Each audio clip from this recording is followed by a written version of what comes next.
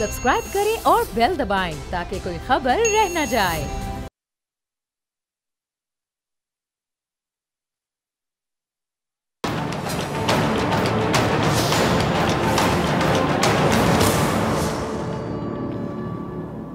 अस्सलाम वालेकुम नाजरीन, ईद उल फितर के बाद जो तातीलात हैं उसके बाद आज पहला वर्किंग डे था जो सियासी एतबार से हुकूमत और इसकी इत्तेहादी जमातों के लिए खासा मसरूफ़ तरीन दिन रहा। वज़ीर आज़म की ज़ेर सदारत इत्तेहादी जमातों का इजलास हुआ जहाँ शहबाज शरीफ साहब का ये कहना था कि सालिसी और पंचायत सुप्रीम कोर्ट का काम नहीं है। सुप्रीम कोर्ट का काम कानून और आइन के मुताबिक फ़ैसले करना है। इलेक्शन के लिए अक्टूबर नवंबर की तारीख बनती है। इत्तेहादियों का मुत्तफ़िक़ा फ़ैसला है कि इलेक्शन अक्टूबर में होने चाहिए।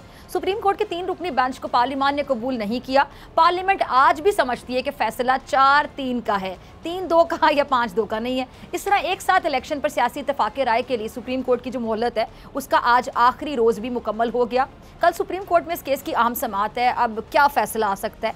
इलेक्शन एक साथ होंगे या फिर अलहदा होंगे? और आज होने वाले कौमी असम्बली के इजलास में जो वफाकी वज़रा हैं उन्होंने सुप्रीम कोर्ट के फैसले को मानने से साफ इनकार किया है और अपोजिशन पर तनकीद भी की है। कौमी असम्बली इजलास से खिताब में वफाकी वज़ीर ख़जाना और वज़ीर कानून का क्या कहना था, ज़रा सुनिएगा।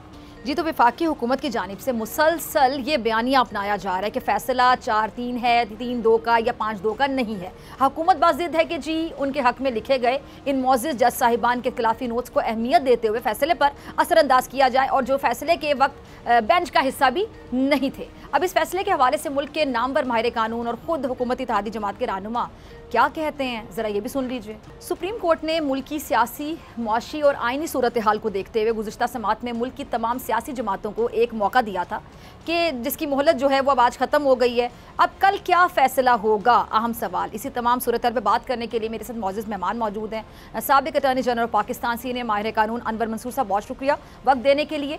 तर्जुमान पाकिस्तान पीपल्स पार्टी फैसल करीम कुंडी साहब भी हमें कुछ देर बाद ज्वाइन करेंगे, उनको भी वेलकम। और मेरे साथ स्टूडियोज़ में मौजूद हैं तहरीक इंसाफ के सीनियर रहनुमा शौकत यूसुफ जैसा, बहुत शुक्रिया आपका भी वक्त देने के लिए, ज्वाइन करने के लिए। आपकी इजाज़त से अनवर मंसूर साहब से मैं आगाज़ करना चाहूँगी। अनवर साहब, फंड्स जारी हुए या नहीं इस पर तो बात होगी, मगर अभी तक हुकूमत जो है वो 4-3 वाले बेंच के मामले में ही फंसी हुई है, बजाय इसके कि जी पार्लियामेंट और सुप्रीम कोर्ट का जो टकराव है, मैं ये पूछना चाहूँगी कि कानून साजों को ये जो कवानीन है इनकी समझ क्यों नहीं आ रही है जिस पर कानूनदान अमल करवा रहे हैं? बिस्मिल्लाहिर्रहमानिर्रहीम, बहुत बहुत शुक्रिया। ये जो आपका सवाल है इसके बहुत सारे पहलू हैं। आपने जब अभी कहा था कि जो शहबाज शरीफ साहब हैं और जो इस वक्त हुकूमत है और पार्लियामेंट है वो ये कहती है बेसिकली कि ये जो फैसला है ये 4-3 का है या 5-2 का नहीं है, वगैरह वगैरह वगैरह।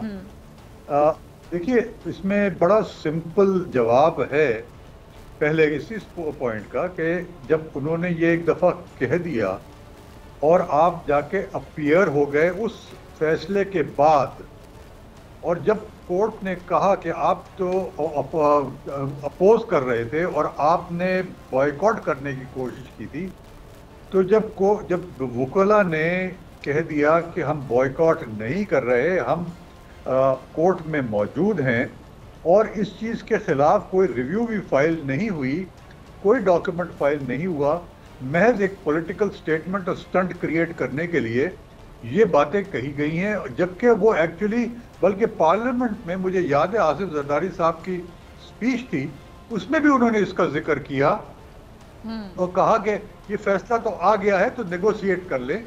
तो जब ये बातें हो जाती हैं तो इसका मतलब ये है कि आपने वो फैसला तो एडमिट कर लिया है, एक्सेप्ट कर लिया है, अब आप पॉलिटिक्स खेल रहे हैं।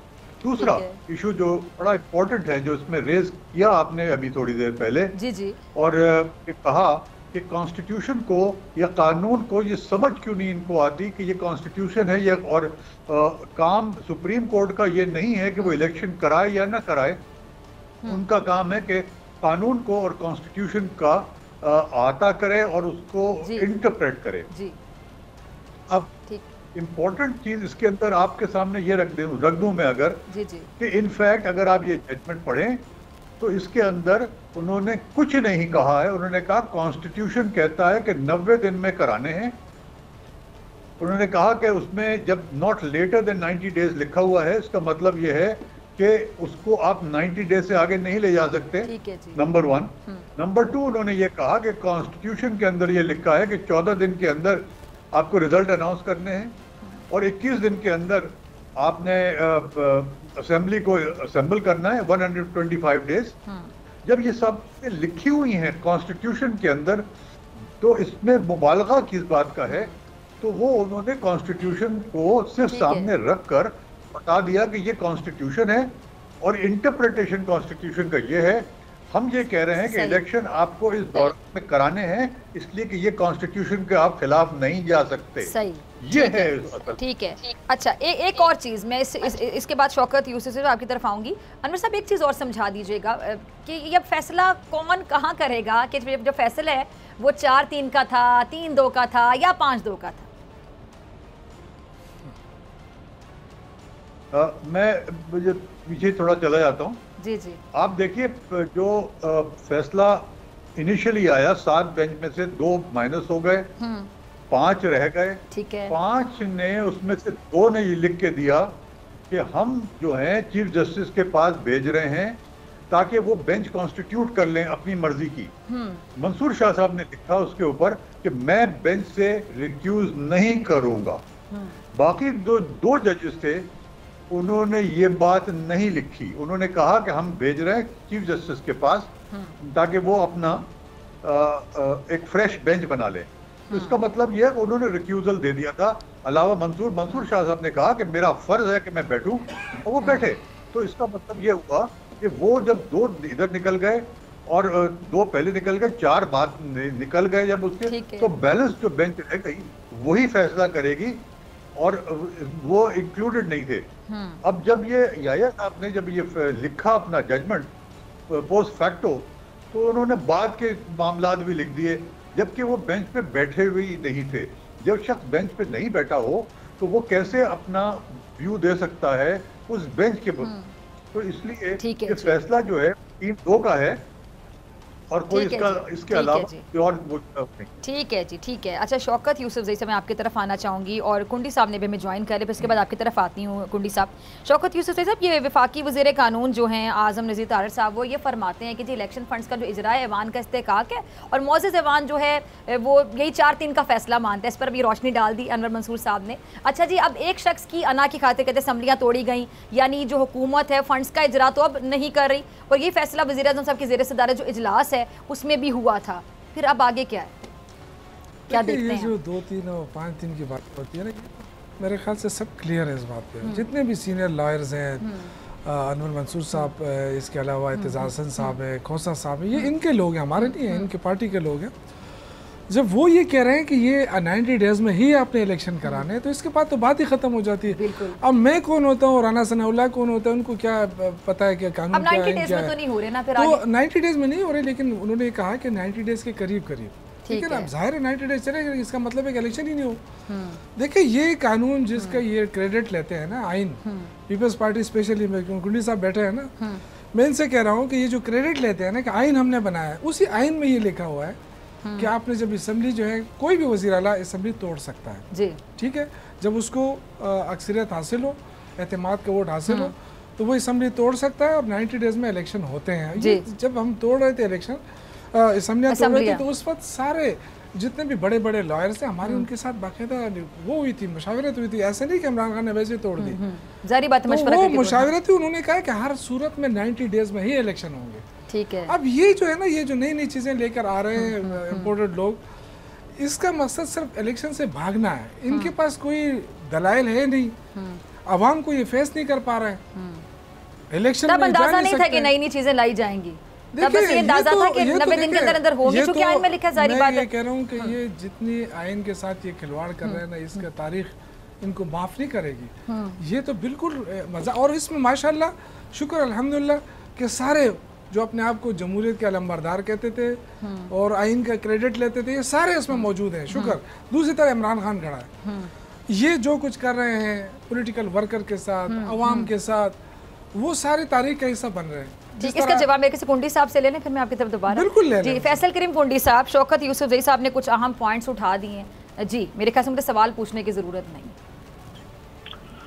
बिस्मिल्लाहिर्रहमानिर्रहीम। देखें शौकत साहब को बातें इस वक्त जो ये कर रहे हैं बिल्कुल अच्छी बातें कर रहे हैं। हम तो भी कहते हैं कि आइन के मुताबिक इलेक्शन हो, एक ही दिन के अंदर हो।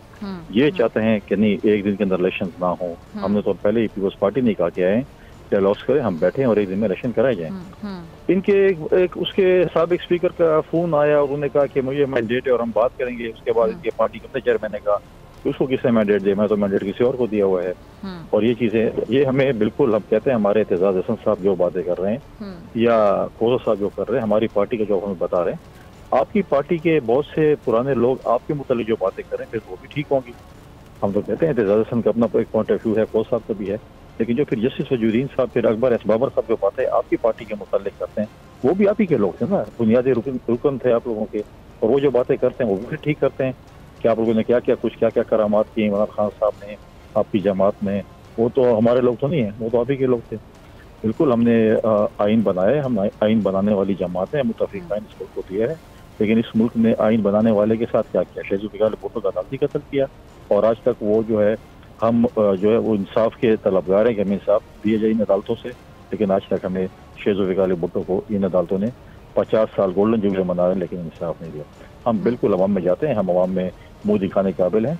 हम सर पे डब्बा या वो जो टोकरी जो भी कहें वो रख कर नहीं घूम रहे होते। हम मुंह बिल्कुल जो है ये बड़ी बातें अल्लाह ताला को पसंद नहीं होती। ये लोग कहते थे ना कि जो हम हमारी पार्टी छोड़ के जाएंगे किसी को मुंह दिखाने के काबिल नहीं होते। आज खुद का डब्बा मुंह पे रखकर खुद फिर रहते हैं, ये खुद किसी को मुंह दिखाने के काबिल नहीं होते। जी यूसुफ साहब देखिए ये पैमाना जो होता है वो इलेक्शन होता है, आवाम होते हैं। अब ये घुमा फिरा के बातें करते हैं, ये घुमा फिरा के बातें ना करें, सीधा सीधा आवाम में जाएं और वहाँ पता चलेगा। देखिए हम पे इल्ज़ाम क्या था, ये एस्टेब्लिशमेंट के लोग हैं। आज इमरान खान वफाक से निकल आया, कहा जाता था सिलेक्टेड के बाद इमरान खान वफाक से निकल आया, साजिश के जरिए हुए जो भी हुआ, जो असम्बलियाँ उनके पास थी जो हमें ये कहते हैं एस्टेब्लिशमेंट ने दी थी वो हमने तोड़ दी हैं। आज निगरान हुकूमतों में पीडीएम सारे बैठे हुए हैं, पंजाब में भी और वहाँ पे भी, और वफाक में इनकी हुकूमत है। और ये 13 जमातें माशाल्लाह मिल के भी इलेक्शन लड़ें, हमें कोई एतराज़ नहीं है। इनके एम्पायर है, हमें कोई एतराज़ नहीं है, फिर भी इलेक्शन नहीं। अब ये कहते हैं ना कि हम एक साथ इलेक्शन चाहते हैं, तो भाई एक साथ अनाउंस करो ना। ठीक है, हम तो ये नहीं कह रहे हैं कि हम अलग अलग करें, आप चलो एक साथ अनाउंस कर दे, एक साथ आप कर नहीं सकते हैं। तो 90 डेज में तो इलेक्शन होने हैं, ये तो आपका आइन जो इस आइन का आप क्रेडिट है उस आइन में लिखा है। ये नहीं हो सकता कि आप अपनी तो कीजिए, पहले अगर वो हो जाए तो फिर दोबारा इलेक्शन होगा तो फिर हमारा क्या होगा। भाई इस वक्त वफाक में आपकी हुकूमत, निगरान आपकी हुकूमत, अगर इसमें हम पंजाब जीत जाते हैं ना तो इसका मतलब ये है कि फिर तो नेशनल असेंबली भी हम जीतेंगे इंशाल्लाह। तो उसमें आपको डरने की क्या ज़रूरत है। वो तो आप फिर तो आपको बताने की ये क्या बात हुई कि जी फिर निगरान नहीं होगा तो हम इलेक्शन कैसे करेंगे। ठीक है, आज अगर हम आपकी मौजूदगी में इलेक्शन के लिए तैयार हैं और आप सारी जुमातें इकट्ठी हैं तो माशाल्लाह ये तो वही लोग हैं ना जो अब कुंडी साहब तो मेरा दोस्त भी है लेकिन बात ये है कि ये कहते थे कि ये चोर हैं, वो आगे से कहते थे नहीं ये चोर हैं। और इनकी स्पीचेस आप दिखाएं जो बड़े बड़े हैं, आज ये सिर्फ इस बात पे इकट्ठे हुए कि इमरान खान दूसरी तरफ है। ये तो कहते हैं ना कि हम जमहूरियत के लिए इकट्ठे हुए, तो जमहूरियत तो इलेक्शन से मजबूत होती है।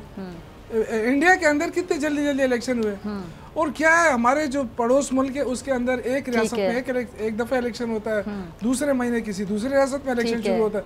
तो वहाँ तो कभी ये चीज़ नहीं आई, यहाँ इनको ये लगी पड़ी है भाई जब हम आपसे पंजाब जीत जाएं आपकी मौजूदगी में, केपी हम जीत जाएं आपकी मौजूदगी में, तो फिर आप क्या कह रहे हैं कि जी निगरान हुकूमत में हम इलेक्शन नहीं करेंगे। कुंडी साहब किस निगरान हुकूमत की आप बात कर रहे हैं। कुंडी साहब निगरान हुकूमत का तो बाकी काम है इलेक्शन करवाना, सब मतलब एक ही काम है उनका, तो अगर वो भी वो ना कर सकें तो फिर क्या कर रहे हैं।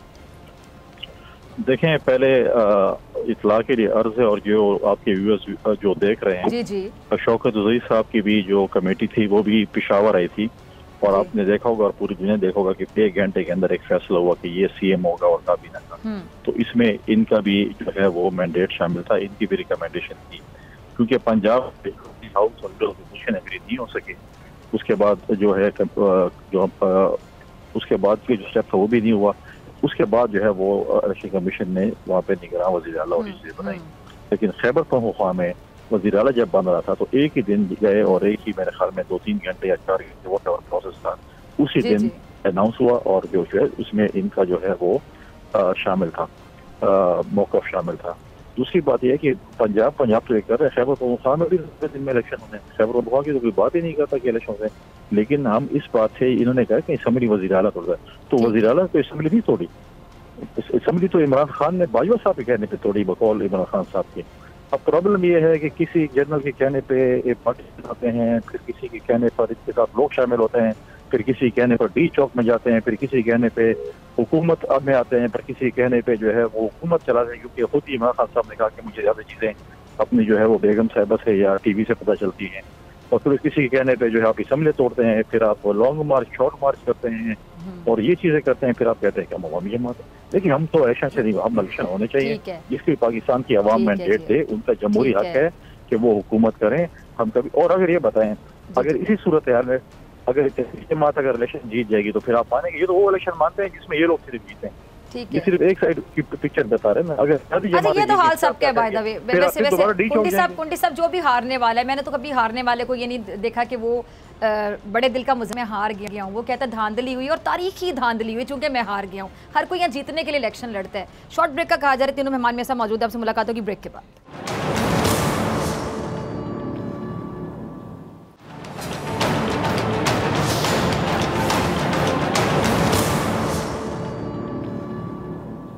वेलकम बैक नाजरीन। अनवर मंसूर साहब, शौकत यूसुफजई साहब और फैसल करीम कुंडी साहब मेरे साथ मौजूद हैं। अच्छा अनवर साहब, मैं आपकी तरफ आना चाहूँगी। स्पीकर कौमी असम्बली ने चीफ जस्टिस को जो खत लिखकर फंड्स के मामले पर अराकीन के जज्बात से आगाह करने का ऐलान कर दिया है, और बिलावल साहब ये कह रहे हैं कि जी खत काफ़ी नहीं है, पार्लियामेंट की तौहीन हुई है, क्या हुई है, क्या कहेंगे?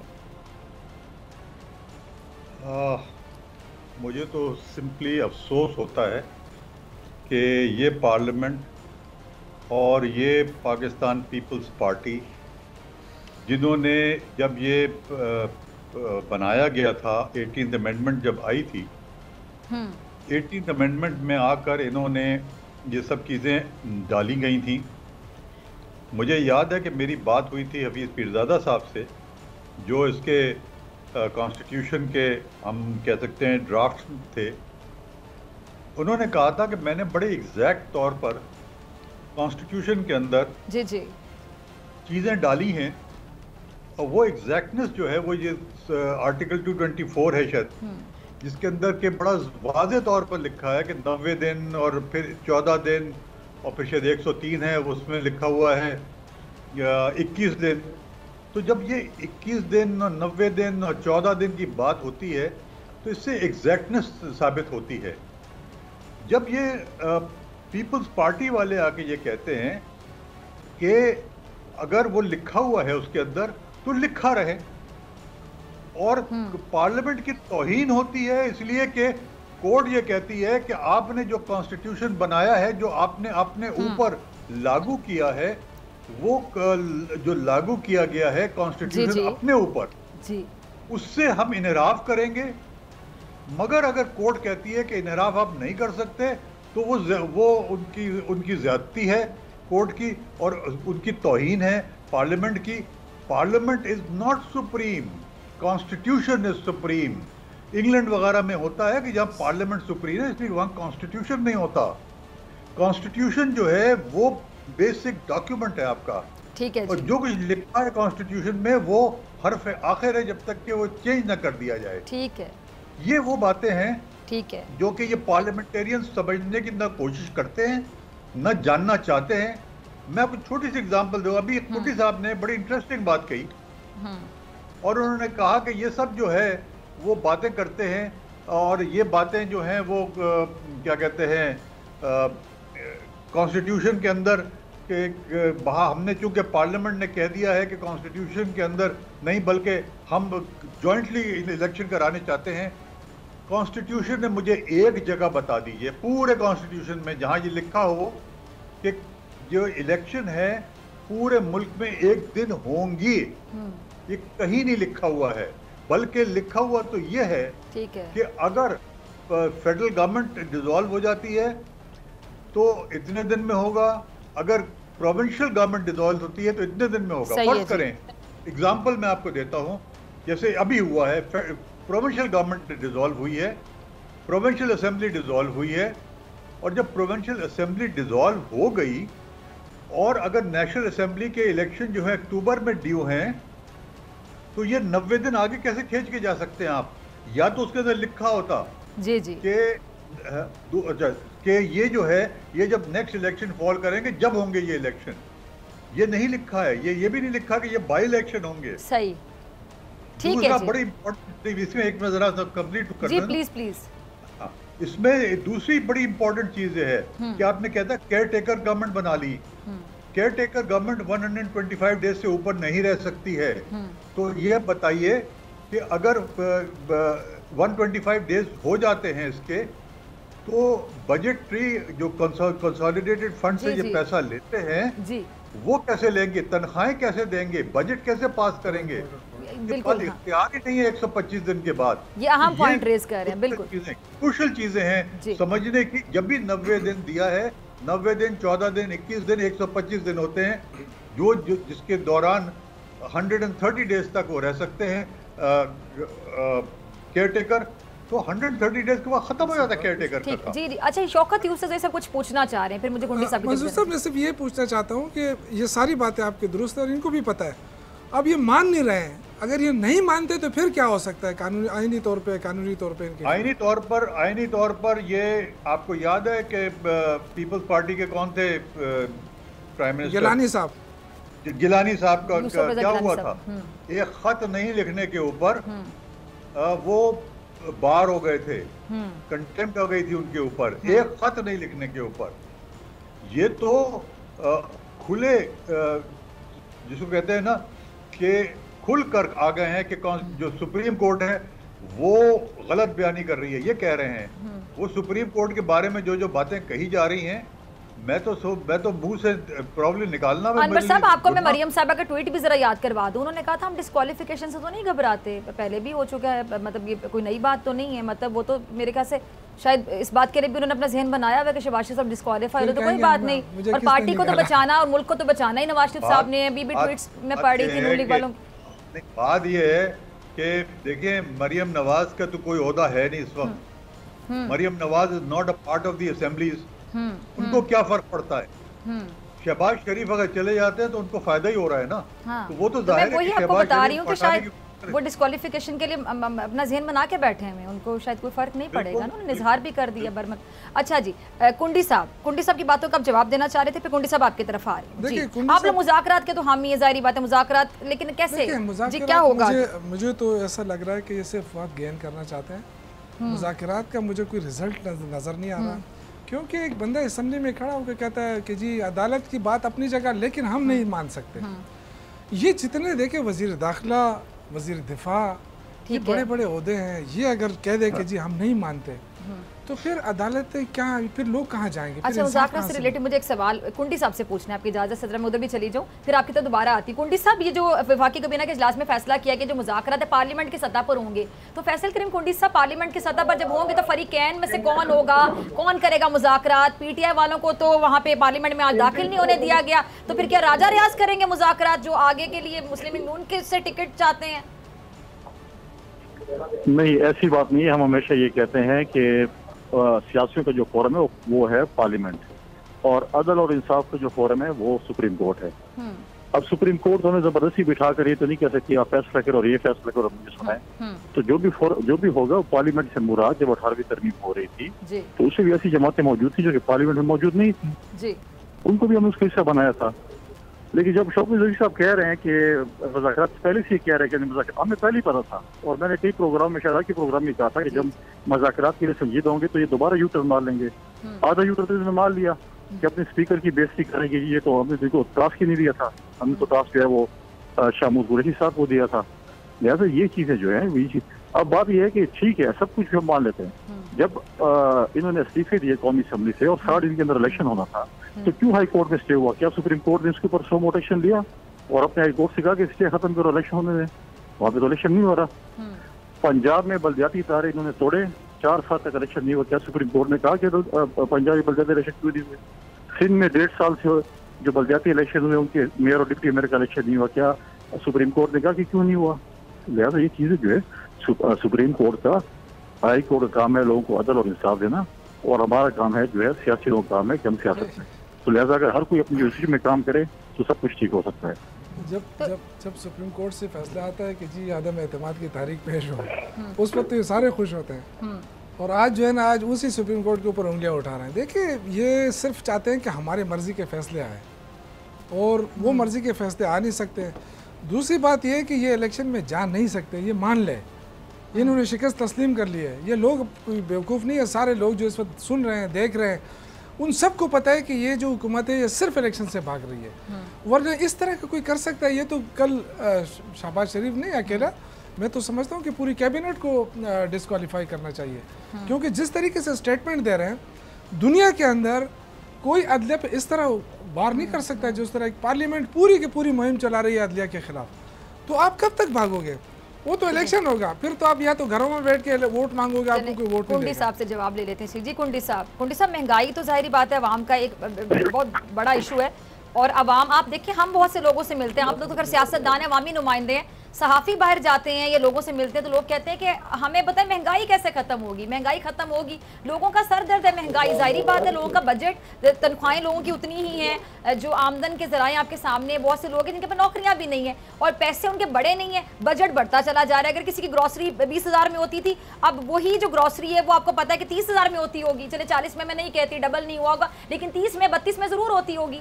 तो क्या करें लोग, कहाँ जाएं, किससे पूछें?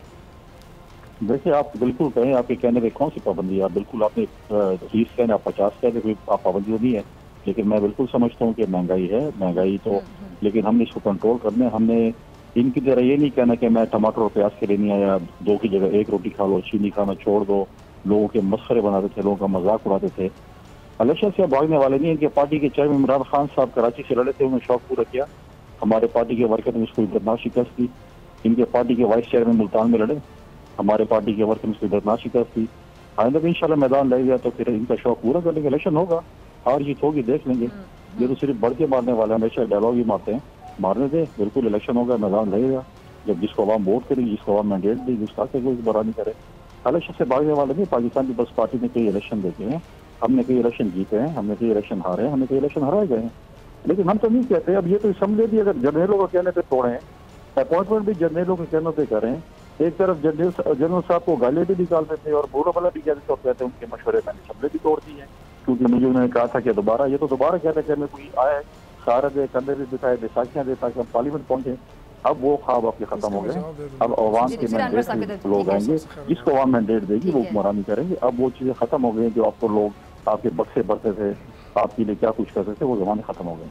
ठीक है यूसुफ जई साहब, फिर अनवर साहब आपकी तरफ आ रही हूँ। जी देखिए, ये जो बार बार कह रहे हैं ना कि बाजवा साहब से मशावरत करके, देखें इनका जितने भी मिनिस्टर साहिबान हैं वो सब टीवी पे आके क्या कहते थे, आपके पास 2 असम्बलियाँ आप तोड़े, हम इलेक्शन करा देंगे, ये कहते थे ना। बिल्कुल ये तो फिर बाद में जब अलवी साहब उनकी जो मुलाकात हुई थी उसमें उन्होंने तो कहा कि चैलेंज किया जाता तो वो मशवरा नहीं था। हाँ। उन्होंने ये कहा था कि आपको तो सारी हुकूमत कह रही है कि आप अपनी असम्बलियाँ तोड़ दें, इलेक्शन हो जाएंगे, क्योंकि तब इनको लगता है शायद नहीं तोड़ेंगे। हम ये समझते थे कि जी क्योंकि आइन में भी लिखा है और ये भी तैयार है कि जी इलेक्शन तोड़। हमें ये नहीं पता था कि ये जान छुड़ाना चाहते थे और अपने लिए रास्ता खोलना चाहते थे।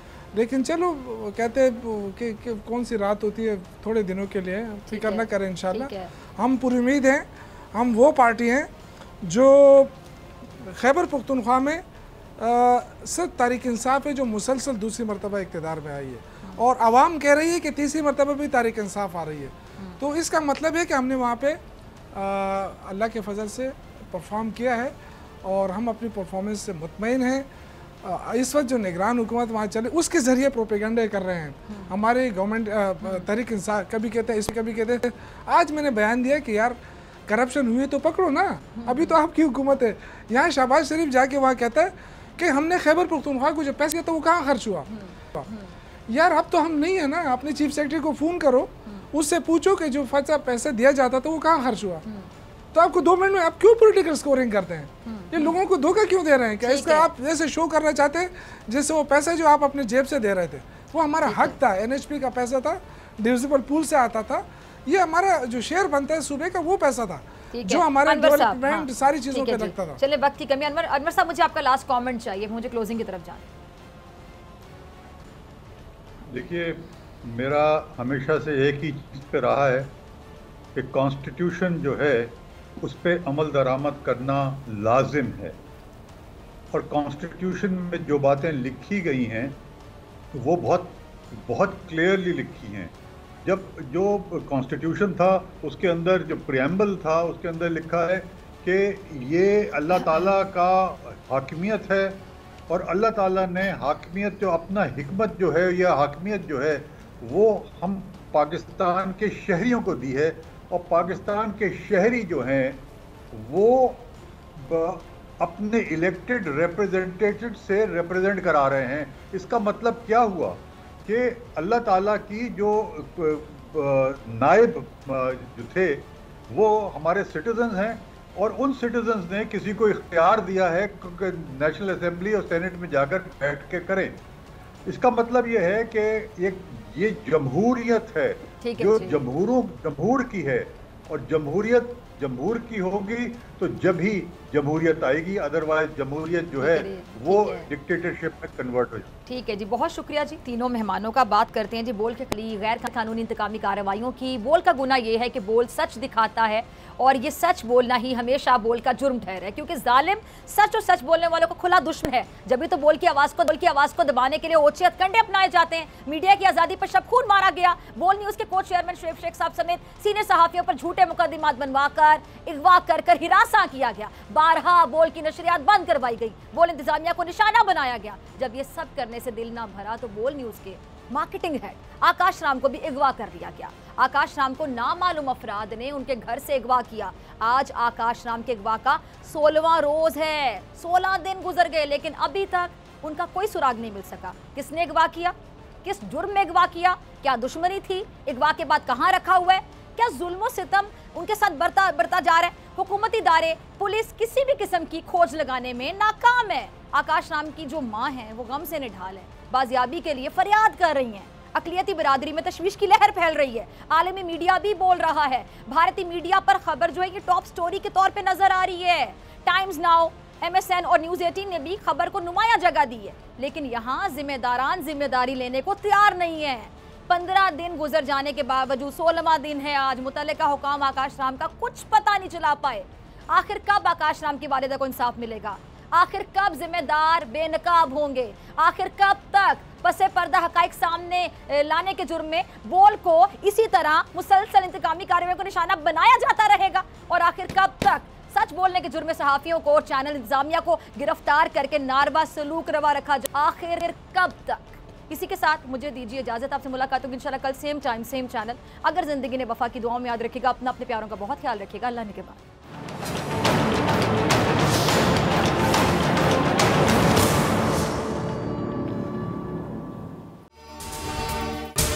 अगर आपको ये वीडियो पसंद आई तो सब्सक्राइब करें और बेल आइकन पर क्लिक करें। हवाए नफ्स की है हुक्मरानी, लुटेरा कर रहा है पासबानी। बोल न्यूज के मार्केटिंग हेड आकाश राम ताहाल लापता, तफ्तीशी इदारे जवाब देने से कासिर। अहले खाना परेशान, बेटे की जुदाई में माँ गम से निढाल। जो बच्चों हिंदू पर आए थे जो को पाकिस्तानी, मुझे मेहरबानी करे पंहिंजो आकाश वापस कयो। हुकूमत से बेकसूर और मुहिब्बे वतन बेटे की बाजियाबी के लिए फरियाद। आकाश राम के अगवा के खिलाफ अहले खाना की जानिब से सुप्रीम कोर्ट में दरख्वास्त दायर। सुप्रीम कोर्ट के चीफ जस्टिस उमर अता बंदिया से आकाश राम के अहले खाना की जल्द समाअत की इस्तदा। मुश्किल की इस घड़ी में आलमी मीडिया ने भी उठाई आवाज। CNN, आज तक, इंडिया टुडे, टाइम्स नाउ समेत आलमी मीडिया ने आकाश राम के अगवा के खिलाफ दिया बोल का साथ। उफ क्या जुल्म है, बोल इंसाफ का मुंतजिर। सब्सक्राइब करें और बेल दबाएं ताकि कोई खबर रह न जाए।